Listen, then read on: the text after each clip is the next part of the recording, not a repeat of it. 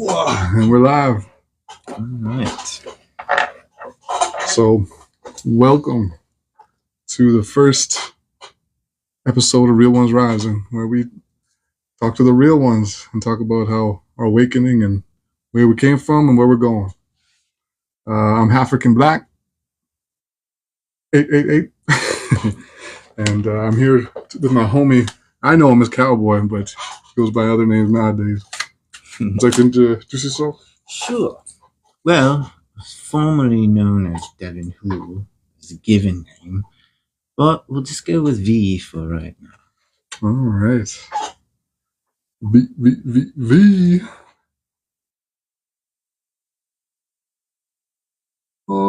Introduce who we are. Yeah, scratch that off the list. Like I said, this is episode 1. We're still figuring it out. Can you explain to the millions and millions and millions of watchers?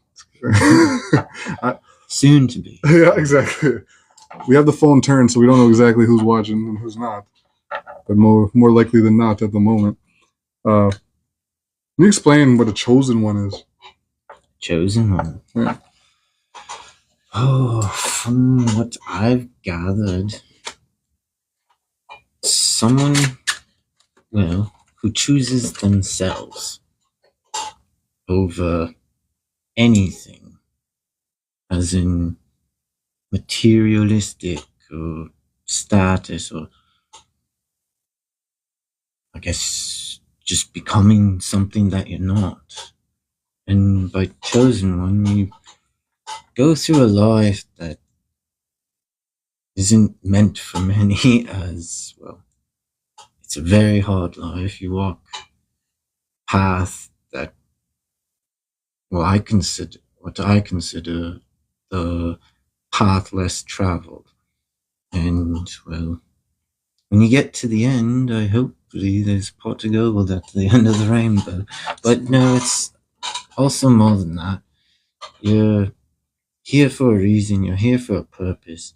And when you actually get to know who you are and what your purpose is, you really, really start to, I guess, see what the world really is, for all the deception and distractions and everything out there to get you off your path.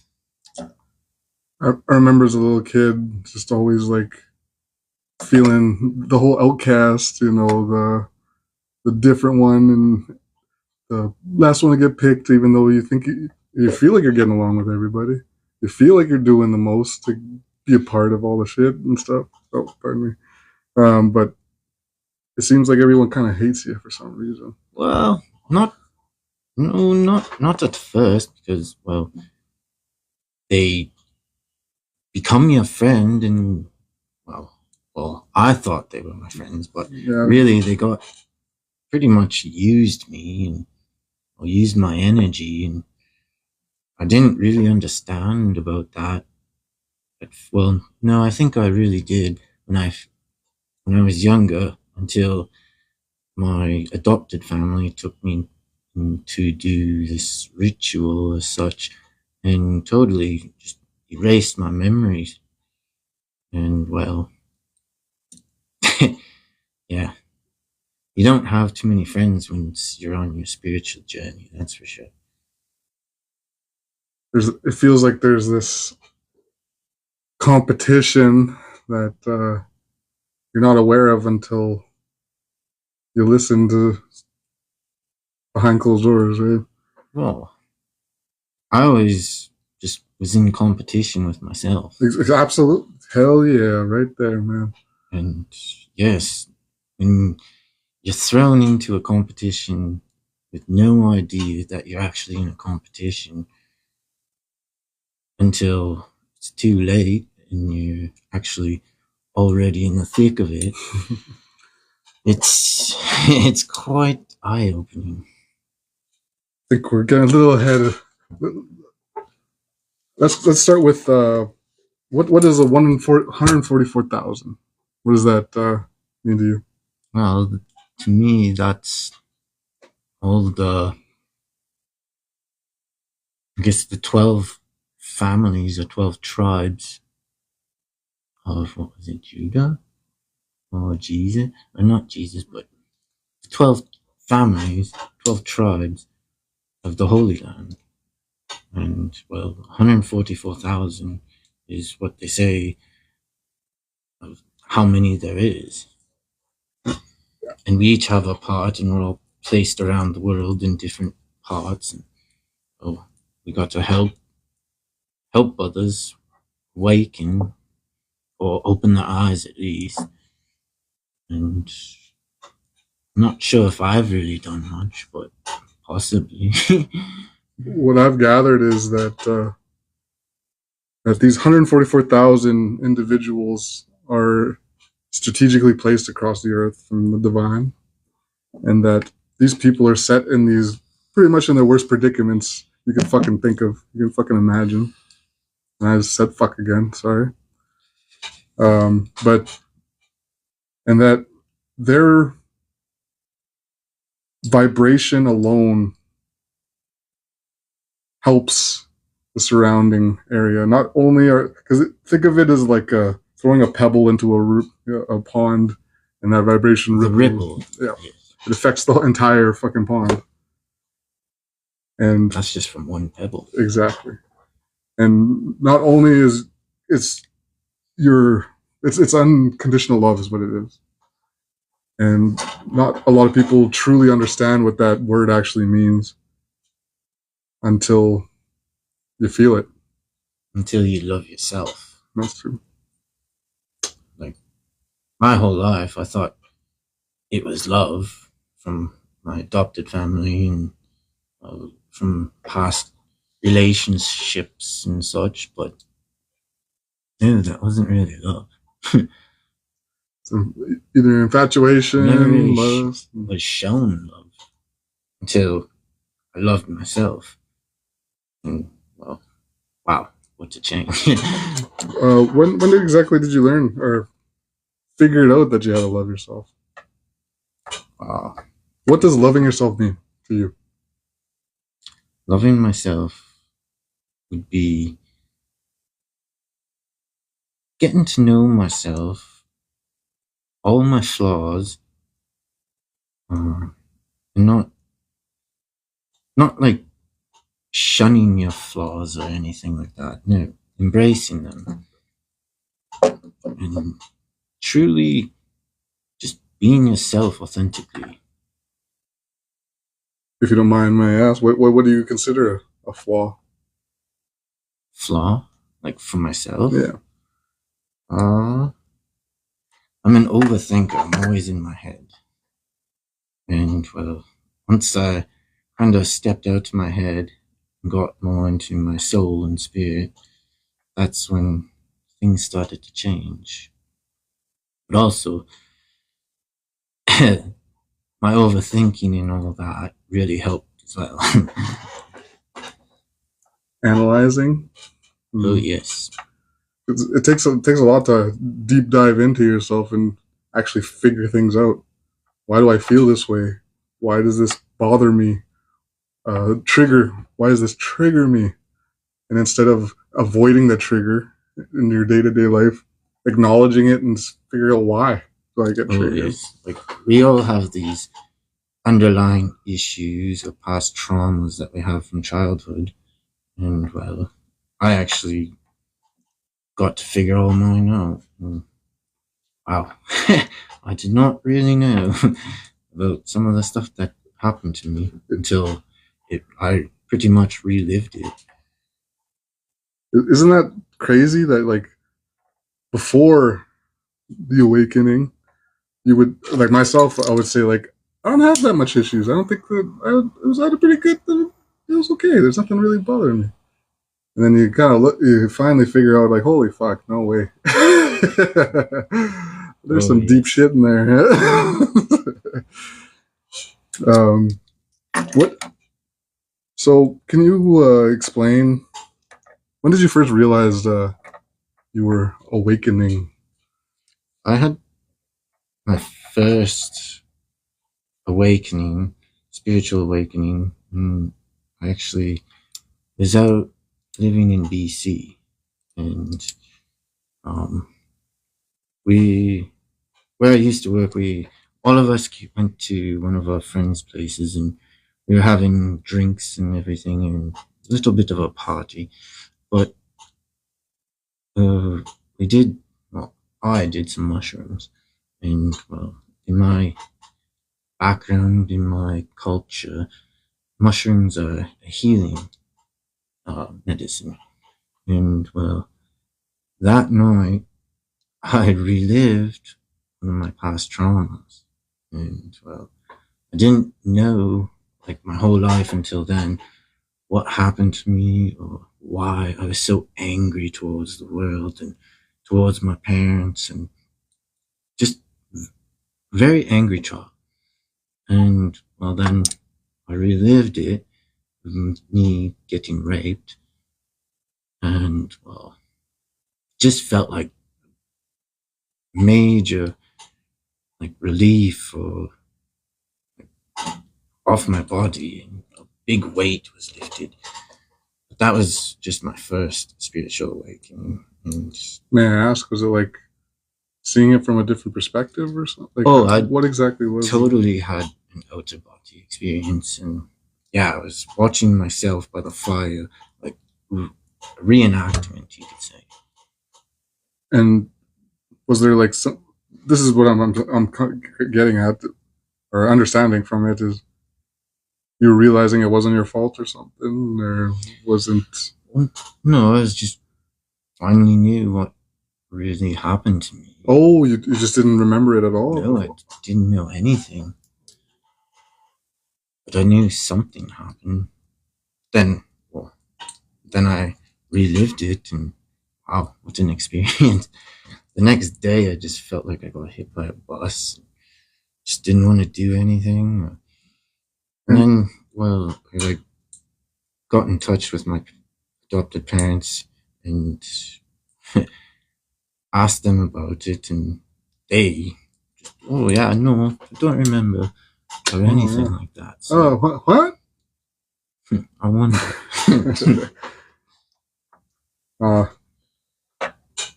That's pretty, like, I know it's not the right thing to say that's cool, but that's going back into memories that we suppress, and that the mushrooms kind of like forced you into healing.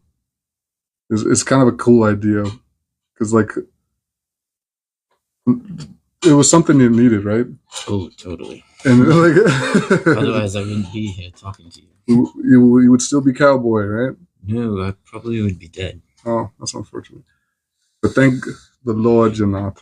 Yes, lost heart. How did you handle the resistance, both internal and external, to awakening? The resistance. Well, first it was kind of, what the hell is going on? And well, no, or from my perspective, everybody's a little iffy about the unknown or the uncomfortable of change or an experience. Well, I learned from then on to really embrace it and always go into the unknown, step into it, and that's where real growth happens, I believe.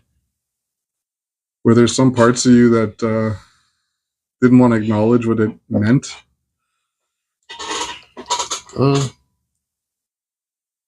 No. Like, for a while, it's hard to talk about, but then once I started talking about it and opening up and expressing how I really felt, it just got easier, and well, now I can joke about it. And that's the cool thing about it, I think, is when you can actually have a dark sense of humor about the fucking terrible fucking things that may have happened. I do have a dark sense of humor, that's for sure. And then you ever get that experience where you're like, you know what you've been through, and then when someone tries to bring something up that happened, and then you kind of make a fucking joke, and they get butthurt about it. How do you go about that? Do you? Well, first I say my apologies. I didn't know it was going to offend you, but I do have a dark sense of humor, and well, I joke about my own experiences, not anybody else's. Heavens, no. That's not. It's not how I am. I only really share my experiences or my, I guess, way of overcoming or dealing with the problems that I was challenged or faced with, in hopes that maybe someday it will help others. That is the perfect motherfucking segue to the next question. Oh, thank you. Shadow work. Shadow work. What challenges came with awakening? Like, everyone likes to believe that awakening is love and light and la-di-da. Healing is so fucking... We're just smiles and daisies over here. Love and light, that's... Can you explain shadow work, first of all? Shadow work. Yeah. That's where you get most of your spiritual awakening done. Like, all the progress really comes from shadow work, I believe, is where you really deep dive into yourself and get to the root problem of what triggers you, what made you do or believe or become something that you're not. The foundation of all your beliefs and where it came from and stuff like that, and figuring out that some of the stuff your parents and your teachers told you isn't quite the truth. Oh no. Found out a lot that wasn't the truth. It really blew my mind, opened my eyes, and made me feel like my whole life was a bit of a lie. It's almost like thinking for yourself for the first time, right? Well, that, and actually, like, going into that depth of yourself and uncovering or peeling back layers that, well, you never thought that you'd get to or even needed. Yes, or even needed, but really going back through all the experiences of life and obstacles or challenges or just hardships that you went through, I found it like changed me a bit. Well, not really a bit, but I remembered like who I actually really was, and you found the light by going through the darkness. Yes, pretty much. It's almost like you have to go into the darkness to shine your light on all the dark things that was holding you back. And then, well, yes, we're never going to stop healing. We always progress, and but there's a significance. There's a significant change from when you started to where you are now. Oh yes, definitely. I agree with myself. Like, I agree with what you said, that you're always healing. You're never done. The work continues, but from when I had no idea who I was to who I am now, it's night and day. I am not the same person I was. If you met me 5 years ago, you wouldn't. You don't know who I am at all. I think that's close to when I first met you. Around there, something around there. Yeah, you were cowboy and I was little bitch. You're Big Andrew. Big Andrew. What would you say? Okay, sorry. Energy. Can you just don't go into depth. I know it's a very broad and vague question. Can you explain energy, and can you explain how to protect your energy? Yeah, and how you learn to protect it. Energy, I believe, is your own essence, your own authenticity, and well, it's energy from source. So we all have it. We all are connected, but we're all individual. And everyone's got their own energy. And well, some people's take it, your energy, or steal it from you without you even knowing. And I didn't know that for the longest time. And it was full on manipulation.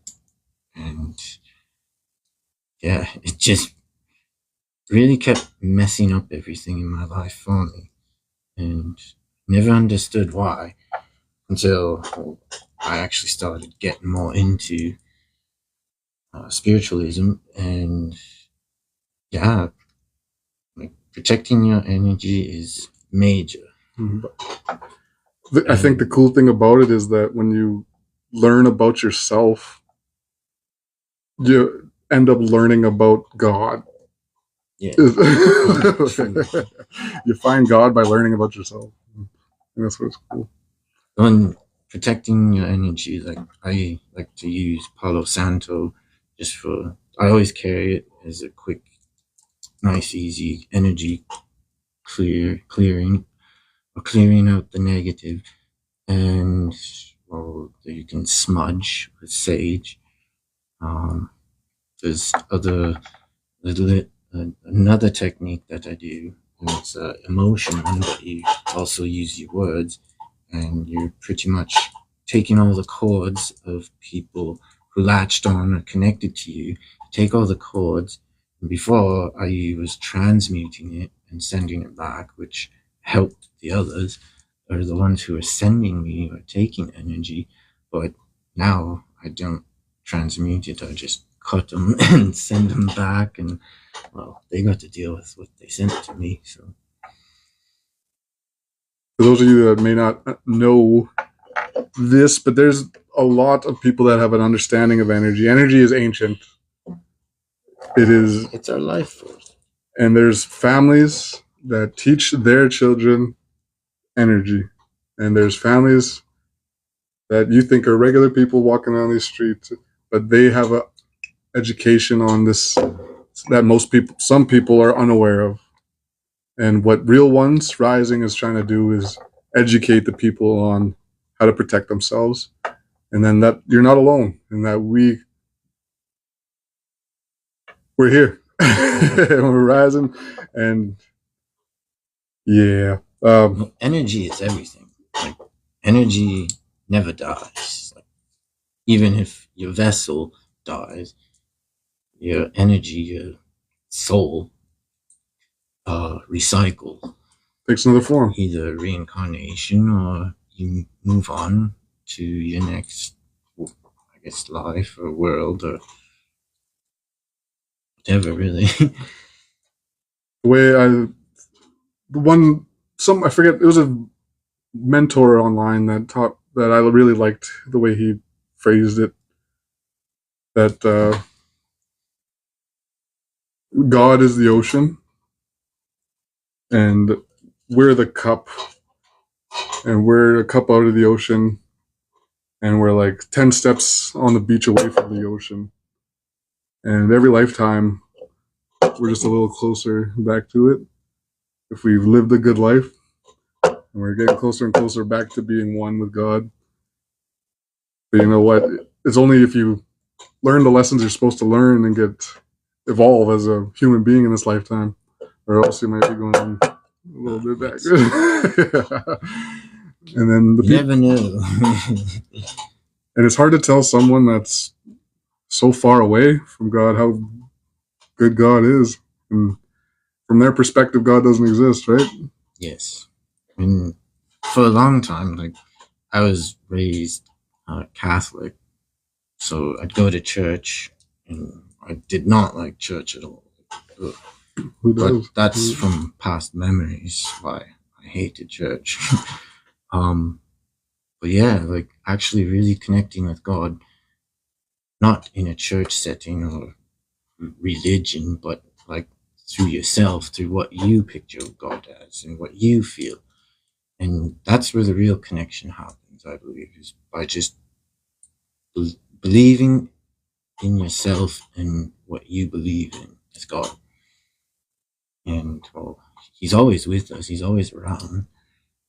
And yeah, just reconnecting with him when I went to treatment last was the best thing I ever did. Because it showed me that we're all God's children, we're all made in his image, and we're all part of the source.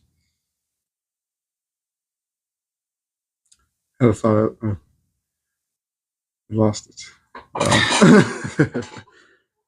What would you say to those who feel lost? Those who feel lost? I'd say, well, just ask for guidance. Ask like anyone or yeah, like you can find videos or I guess mentors on Facebook videos and YouTube, and yeah, just connect with what you believe is God, and just a continuous I guess how am I going to say this? Practice. Yes, continuous practice. It really you can actually start to feel the shift and change and the you build can up. Actually start to feel like God is inside you. It's trippy. I remember the first time where I fully actually prayed. Like I made, like I had my little space, and I just wanted to talk to my brother who passed away. Yes, our brother. Our brother, yes. And I wanted to talk to him. I wanted to pray to him. I wanted his advice. And I called upon him, and I told him I missed him, and told him to watch over me, and you feel it. You just feel it. You don't. Some people can hear audible words. I don't. But I felt. And then I was like, okay, there was something there. And then a lot of people, their awakening starts, unfortunately, is when a death happens to them. It's very close. Very close death, yes. And their awakening happens at so detrimental that they couldn't figure out life after that. And then that's when you start to see miracles happen. Because no longer are you having faith. You're no. Mm-hmm. You seen it with your own eyes. You felt it, and yeah, just the feeling of it. It's like overwhelming. It's a feeling that's hard to explain, really. That you're on your right path, and then you learn about spirituality, you learn about your angels, you learn about the numbers, your synchronicities, and you learn about. Well, first of all, you have to learn about yourself. Yes. And then all the stuff comes after. And yeah.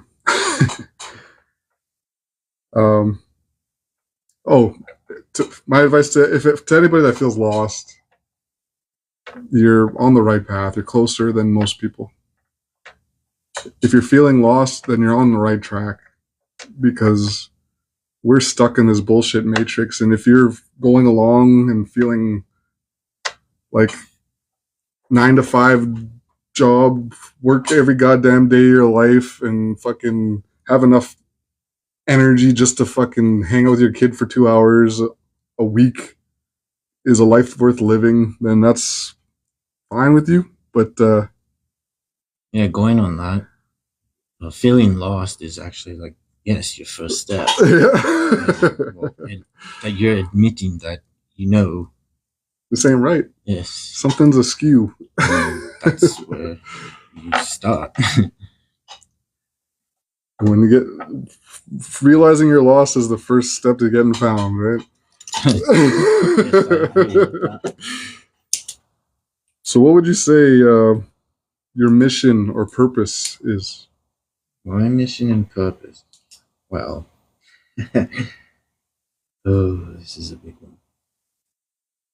one. I'm here to, well, found out that I'm a key, or a bit of a key, an activator, and just like my energy, my presence, just by being my authentic self. I've noticed throughout my life, like, a lot of friends always came to me for advice, or whenever somebody was sad or depressed or going through something shitty or hardship. Just me being myself, and I noticed big switch or a difference in, well, their mood, their feelings, and I believe I'm here to just help awaken and, I guess, make the world a better place, but also expose truth. Wow!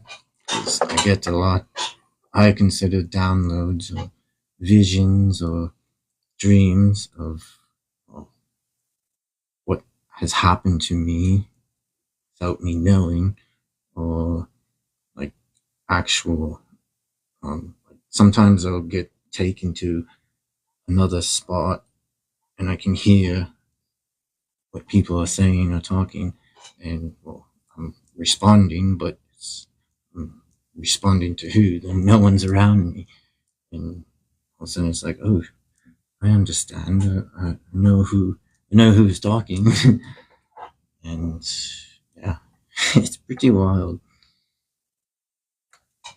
For the viewers, there is levels to spirituality.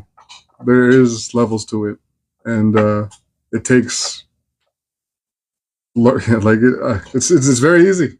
It's easy, and it's the hardest thing to do at the same time. It's knowing yourself. It's finding balance within yourself, and when you finally get to the depth, the fucking purity, you realize that you are God. And then when you can tap into that, everybody has these abilities. We all have psychic abilities. Oh yeah, but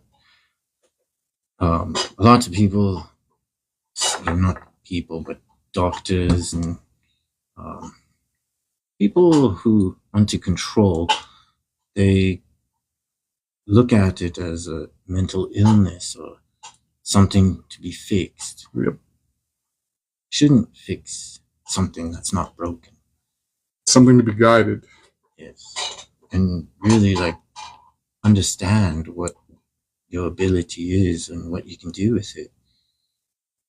As, like, myself, I vaguely remember when I was a child, like, always taking this medicine, and I didn't understand why, or what for, and came to me that, well, yes, I found out that I was autism spectrum disorder. Oh, pardon me. And another word for it is like neurodivergence. Divergent? I believe so. Is it the same thing? Wait, was that ADHD?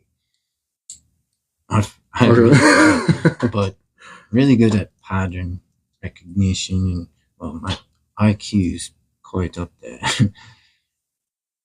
And yeah, I always looked at everything from a different lens or a different view that most people would. Like, everyone's, step out of the box. Well, I pretty much became the box, you could say. And it's like, well, now I feel and I know what the box is and what's inside of it, and I know there's nothing outside of it. And then I folded. And just having different perspectives on everything. Like I'd always look at something and be like, oh, there's something about it. And well, I love puzzles and uh, the depth, the deeper meaning of what it is. And wow, have I uncovered some stuff. But when information were unfolding to you out of that box, would you say that one after another things came to you almost like divine timing? Like it came to you when it was supposed to happen, right on the right time when it happened. And oh yes, totally. can you explain what divine timing is? Divine timing. Well, it's not in any of our control. We have no control over this timing, and it's just the timing of God. And it's almost like sometimes it's little miracles or just epiphanies, and it's like at the right time, you could say. And it's like, whoa, how did, okay, yes, I was supposed to move at this time, and well, something happened where I didn't, and then all of a sudden, now that I moved at this time, something better. Not a lot of people realize that, and it's unfortunate because it happens all the time. That you thought that was a shitty thing that happened to you, but you just that was literally an angel shoving you out the way of a fucking train or something. Yeah, something. But it happens constantly, and when you become aware of it and you start seeing it, it's just fucking beautiful because it happens constantly. And realizing that and being aware that when you become aware that it's always happening, you stop being negative about everything. You realize that this is happening because it's supposed to happen. This is happening because the big thing's gonna happen because this little shitty moment happened. So I'm gonna have trust in God because I know that He's steering. I'm right on track. Yes, like myself, I don't move unless I'm really told to by my intuition, or if I get a word or feeling that I should do this or whatever. As I don't really have control over myself anymore. I just be. I'm just a being now, and that's pretty cool. Yeah, I do a lot of stuff based on my intuition, which is the best you can do for yourself, really. But I do also have my logic or my thoughts, and well, being an overthinker, I always play out every scenario, good or bad, what can happen or what consequences or risks, or like, it's like a computer of how fast I can go through all the situation scenarios, and well, it's helped me a lot. But really, intuition is the best. This was just a random thought that came to my head. Well, how do you think the simulation theory plays upon God's plan? Simulation theory. That everything is okay. Never mind. Scratch that. Like the Matrix. Yeah, the Matrix. Well, the Agent Smiths. The NPCs. Do believe we are in a bit of a matrix, and like there is people controlling things around us. I know that. There's people placed in our lives to either help us or stop us, or use us or take advantage of us. And it's like, I don't consider it a game, but a lot of people do, and that's disgusts me, really. Like, my life is not a game. You should not be betting on somebody's life if they're going to do good or they're going to do this or that. Like, that's inhumane. Well, And some of them aren't human, are they? People who control. That's just seek or someone who seeks power because they're insecure of letting go, and they always want to know or control. Once you let go of control, life just changes and surrender. It really opens up more possibilities. The only true control is surrendering. Anyways, what does New Earth mean to you? New Earth. Well, no more hidden truths from the people. What are some hidden truths? Everybody. What are your favorite hidden truths? I don't know, because all the conspiracies that were out there are pretty much becoming truth now. Was 9/11 an inside job? For sure. No, it was Al Qaeda. Anyways, so I guess my favorite hidden truth of all time was oh, never mind. No, can't get into that. But New Earth. Oh, the separation of Old Earth and New Earth, is it a literal or is it metaphorical? Metaphorical. Like, we're not actually separating. It's the difference between consciousness, really. Is 3D, the 5D consciousness, or Christ consciousness. And, well, the New Earth is going to be full of Christ consciousness. And, well, it's... What I see is major changes as we're going to be able to live together in harmony, in unity, without being controlled or told to do this or that. And like, everything's going to be out there in the open for us to realize what it really is. True sovereignty. We're actually going to be able to create and create for the better, but also using free energy and not pay for energy, because Mother Gaia gives us free energy. It's right in our face. We never needed fuel. We never needed oil. No.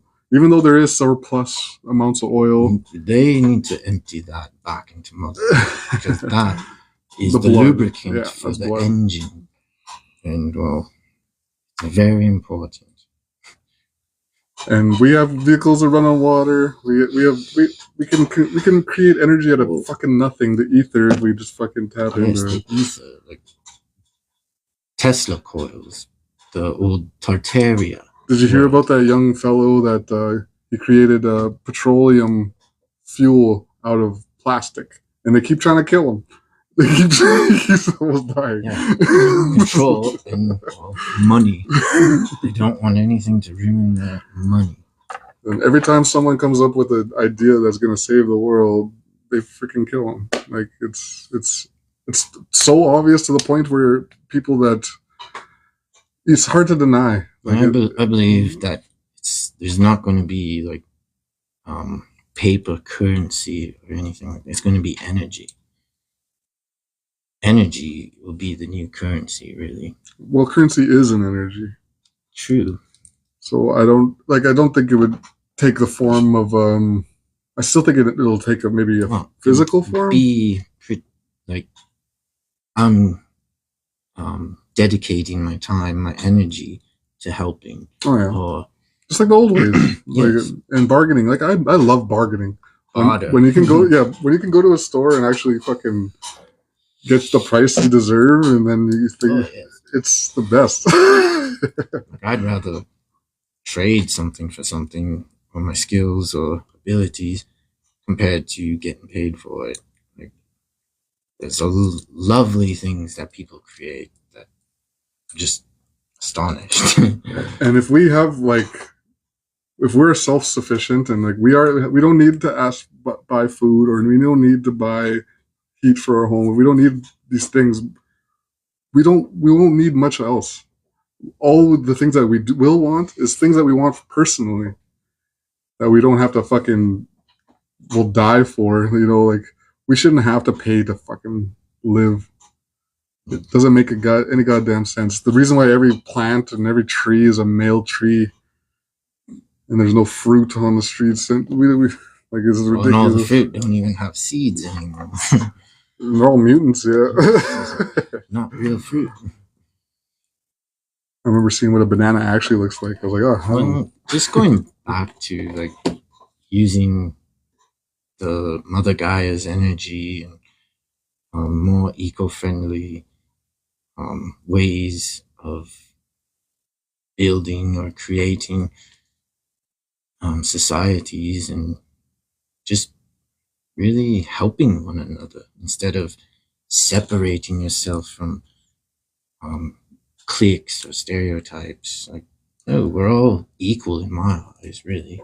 The definition of abundance is, the way I look at it is if you have a cup and your cup is full, you don't have to pour into other people's cups, so you don't have to take from anybody else because your cup's full. But if everyone's cups are full around you, then no one else has to take from other people, or something along those lines. You know what I mean? We all, energy-wise, someone, if you get into a relationship or a friendship, you could be full of energy, and that person can steal your energy or take your energy. But if can you give an example of what someone stealing your energy was like? Wow.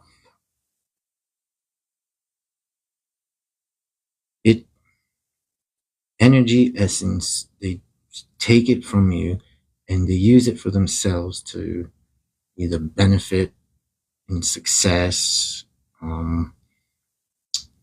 making themselves look better, or if you've ever felt drained, if you've ever just had a conversation with somebody and then you go and talk to this person and you're feeling okay, you're normal, but then just being around this person and you're just like, fuck, when will this fucking end, for Christ? Feel tired, and that they are siphoning your energy off of you.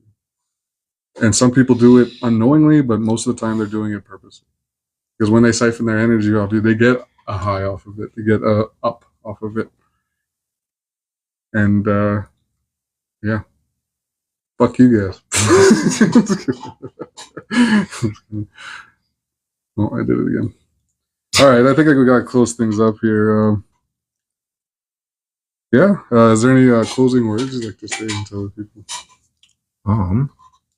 Well, through my journey, it was very difficult to, I guess, coming to realization of who I am and who I reincarnated as. Because when I was a child, I was illegally adopted, you could say. And, well, it's going to definitely stir things up in the world.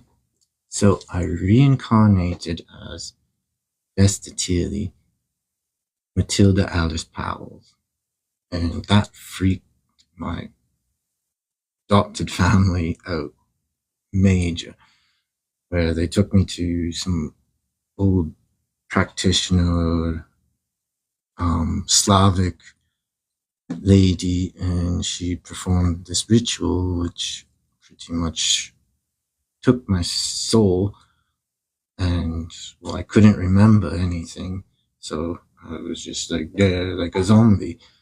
And I'm fully awakened now, and I did a reversal on that, and I also found out that I was adopted, and, well, I'm the son of Lady Diana. She was pregnant with two. I'm a twin, fraternal twin, and, well, she didn't know that she was pregnant. So you mean for 2 months? This vessel right now? This vessel right now. And yes, I'm a descendant, Lady Diana, which she's a descendant of lineage of the Rose, which is Mary Magdalene and Jesus Christ. And I'm not too sure if too many people knew that or not, but do you think all 144,000 come from the lineage? I believe so, yes. And the crazy thing is, family that I was adopted into is the Jacobs, the Jacob. And, well, apparently everyone knows the story that they're the bearers of the Ark, or the covenant of the Ark, but really, they kind of lost the power because they misused it, and, well, they took me in unknowingly of who I really was, I think, and, well, they were using my energy, and they created Jacob's Ladder for the Freemasons, which no one really is a true 33rd degree, because 33rd degree means you're able to perform miracles like Jesus, right? But they're using it for bad, for controlling and puppeteering. And they've it's disgusting. They've perverted the acts of God. Yeah. Well, you have an incredible story, and thank you for adding that at the end, because now people are going to want to know more. Oh, yes.